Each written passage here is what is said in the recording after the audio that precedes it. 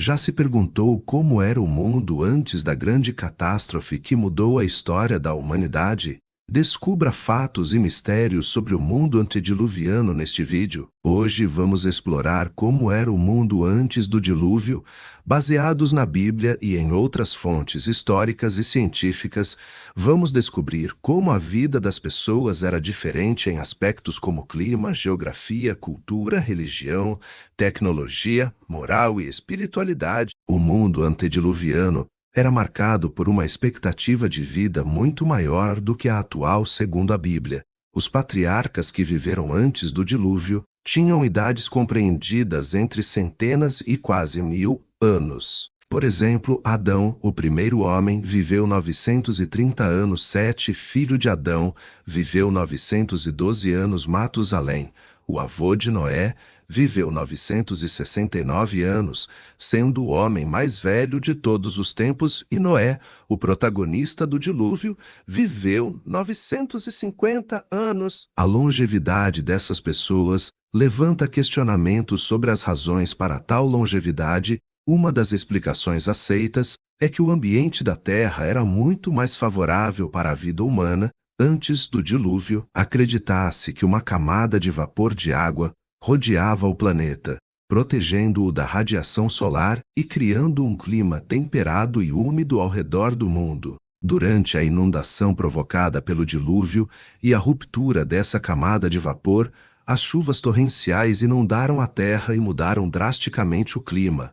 Para um ambiente mais frio e seco, essa mudança climática afetou a saúde das pessoas e reduziu drasticamente sua expectativa de vida. Antes do dilúvio, a interação entre o divino e o humano era mais evidente. Deus se comunicava diretamente com algumas pessoas, como Adão, Eva, Caim, Abel, Enoque e Noé. Ele dava instruções, advertências, promessas e bênçãos a essas pessoas, mas também as julgava e castigava quando pecavam.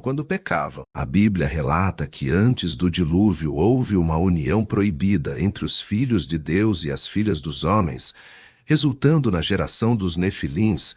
Essa passagem bíblica tem gerado debates e controvérsias entre estudiosos.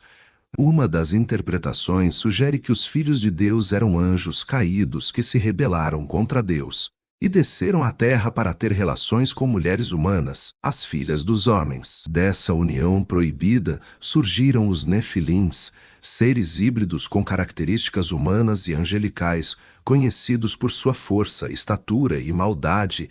A presença dos Nefilins na Terra teria contribuído para a violência e corrupção generalizadas que levaram ao julgamento divino por meio do dilúvio. Antes do dilúvio, a interação entre o divino e o humano era mais evidente. Deus se comunicava diretamente com algumas pessoas, como Adão, Eva, Caim, Abel, Enoque e Noé. Ele dava instruções, advertências, promessas e bênçãos a essas pessoas, mas também as julgava e castigava quando pecavam. A Bíblia relata que antes do dilúvio houve uma união proibida entre os filhos de Deus e as filhas dos homens, resultando na geração dos Nefilins. Essa passagem bíblica tem gerado debates e controvérsias entre estudiosos. Uma das interpretações sugere que os filhos de Deus eram anjos caídos que se rebelaram contra Deus e desceram à terra para ter relações com mulheres humanas, as filhas dos homens. Dessa união proibida surgiram os Nefilins, seres híbridos com características humanas e angelicais, conhecidos por sua força, estatura e maldade. A presença dos Nefilins na Terra teria contribuído para a violência e corrupção generalizadas que levaram ao julgamento divino por meio do dilúvio. A rebelião de Lúcifer no céu foi um evento marcante que resultou em sua queda e na criação de Satanás. O adversário Lúcifer era um dos anjos mais belos, inteligentes e poderosos criados por Deus. Ele ocupava uma posição de destaque como querubim ungido que cobria o trono de Deus com suas asas. No entanto, a soberba e a ambição tomaram conta do coração de Lúcifer.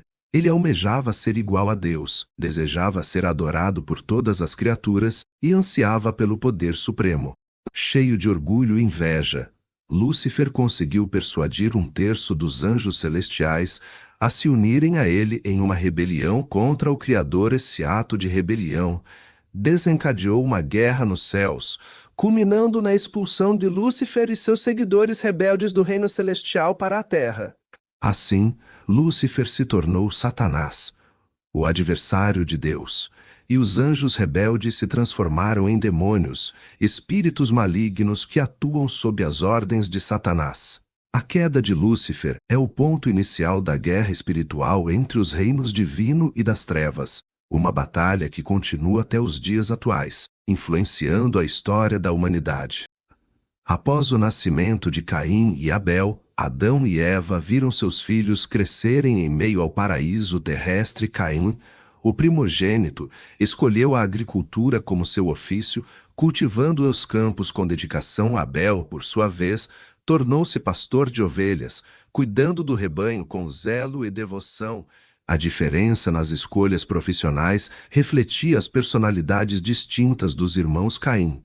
Demonstrava uma tendência mais prática e voltada para a terra, enquanto Abel possuía uma espiritualidade mais evidente em suas ações. Quando chegou o momento de oferecer sacrifícios a Deus, cada um dos irmãos apresentou sua oferenda a Abel, trouxe os melhores animais de seu rebanho como sacrifício, demonstrando sua disposição em dar o melhor. A Deus já Caim ofereceu os frutos da terra, sem a mesma entrega e sinceridade de coração. Deus olhou com favor para Abel e sua oferta, mas não se agradou da oferta de Caim. A reação de Caim diante da reprovação divina foi marcada por ciúmes e ira. Ele não aceitou a correção de Deus e acabou cedendo à inveja que crescia em seu coração. Em um ato impulsivo e cruel, Caim levou seu irmão Abel ao campo e o matou, derramando sangue inocente sobre a terra que até então conhecia apenas pureza. Ao confrontar Caim sobre o paradeiro de Abel,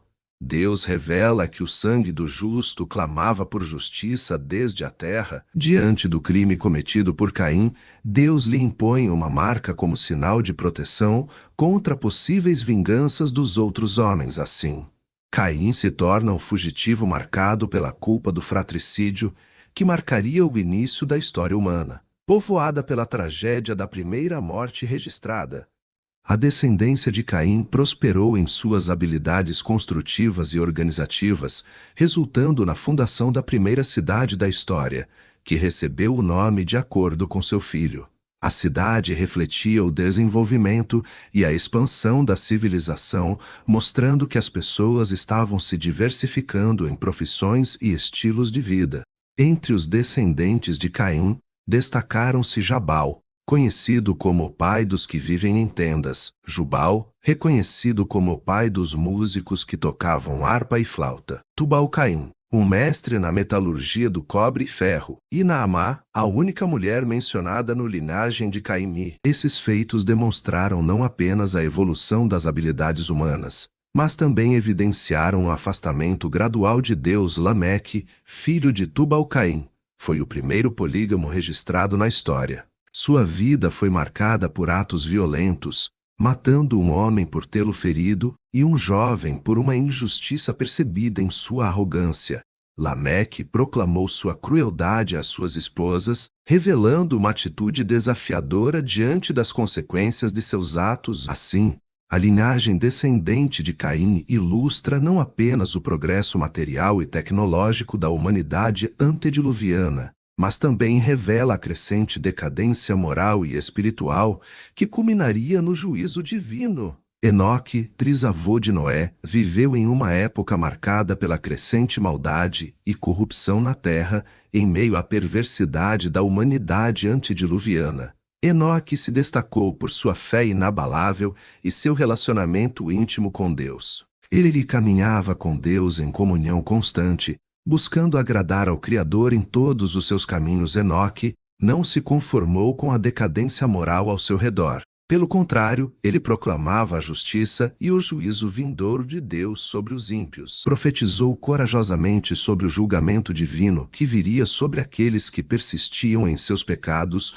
Sua vida exemplar e sua mensagem profética foram um testemunho vivo da verdade e da santidade em um mundo cada vez mais corrompido. Diante de uma geração perversa e rebelde, Enoque permaneceu firme em sua devoção a Deus, tornando-se um farol de esperança em meio às trevas espirituais que envolviam a sociedade antediluviana. Sua fé inabalável e sua comunhão íntima com o Senhor culminaram em um destino extraordinário. Deus o tomou para si sem que passasse pela morte física. Enoque foi arrebatado da terra diretamente para a presença divina, demonstrando que aqueles que andam com Deus são guardados por ele até mesmo além das fronteiras da morte terrena. Antes do dilúvio, a maldade dominava a terra de forma avassaladora, a corrupção e a violência se espalhavam como uma praga, corroendo os valores e princípios que regiam a sociedade antediluviana. As famílias, em vez de serem o alicerce da moralidade e da fraternidade, tornaram-se campos de batalha, onde o egoísmo e a traição reinavam vizinhos. Exploravam-se uns aos outros, em busca de poder e vantagens pessoais, sem se importarem com o sofrimento alheio. A terra estava impregnada de uma atmosfera densa de malícia e perversidade, onde as pessoas se afastavam cada vez mais do propósito original estabelecido por Deus. A Bíblia relata que toda a imaginação dos pensamentos dos corações dos homens era continuamente má, demonstrando a profundidade da depravação humana naquele período sombrio.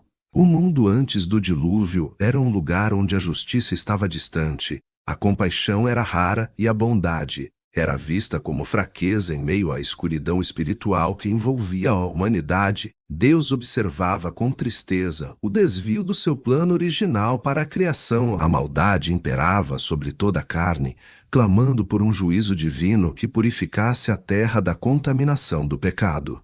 Noé, um homem justo e reto diante de Deus, foi escolhido para uma missão extraordinária em meio à crescente maldade que assolava a humanidade antediluviana em um mundo corrompido pelo pecado. Noé se destacava por sua integridade e devoção ao Criador. Ao receber a revelação divina sobre o dilúvio iminente, Noé não hesitou em obedecer às instruções de Deus para construir uma arca que seria o meio de preservação de sua família e das diversas espécies animais durante o cataclismo vindouro. A construção da arca demandou não apenas habilidades práticas e engenhosidade, mas também uma fé inabalável na palavra de Deus durante 120 anos. Noé dedicou-se incansavelmente à edificação da arca, enfrentando desafios e zombarias daqueles que duvidavam da veracidade da mensagem divina. Enquanto martelava cada prego e erguia cada viga da embarcação gigantesca, Noé pregava a seus contemporâneos sobre o juízo iminente e os chamava ao arrependimento. Porém, a incredulidade e a dureza de coração predominavam entre as pessoas que se entregavam à depravação espiritual. Mesmo diante das adversidades e do desprezo dos incrédulos, Noé perseverou com fé inabalável na promessa divina de preservação. Assim, Noé se tornou um exemplo vivo de obediência e confiança em Deus em um mundo mergulhado no caos moral e espiritual. Se você gostou desse conteúdo sobre o mundo antediluviano, inscreva-se no canal para mais vídeos fascinantes sobre temas bíblicos. Compartilhe esse vídeo com amigos. Espero que tenha apreciado essa jornada pelo mundo antes da grande inundação bíblica. Obrigado por assistir. Que possamos continuar explorando juntos as riquezas das histórias bíblicas.